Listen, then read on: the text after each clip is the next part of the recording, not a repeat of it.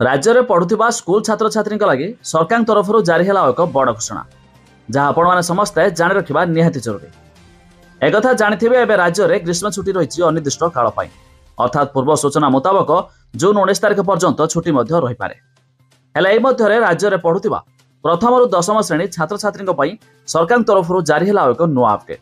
जानिबा पूर्व वीडियो को लाइक करूँ, सब्सक्राइब करनथिले एवं सब्सक्राइब करी पाखर थिबा घंटी चिन्ह को दबाई दिंतु। ग्रामांचल स्कूल गुड़िक दूर हेब शिक्षक समस्या, गाँव को जीवे सहरी स्कूल शिक्षक।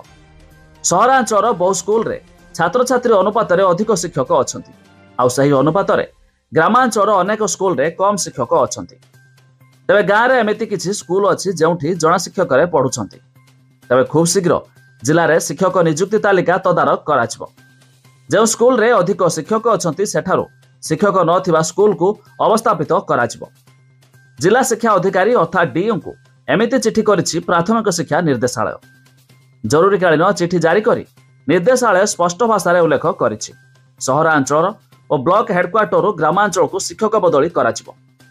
तेबे आसंता 30 तारिख मध्य शिक्षक नथिबा स्कूल किंबा जणे शिक्षक चलुथिबा स्कूल को शिक्षक बदली को गुरुत्व सह नेबाकू कुहा जायछि। या छड़ा आपण जानिछंती एबे राज्य में समस्त स्कूल कॉलेज मध्य छुट्टी रही। हेले पूर्व घोषणा होइतिला मे मास 6 तारिख रु जून मास 19 तारिख पर्यंत स्कूल छुट्टी रहबो। पूर्व ग्रीष्म छुट्टी को नजर रखी सरकार मध्य समस्त स्कूल कॉलेज को छुट्टी घोषणा करिसंती।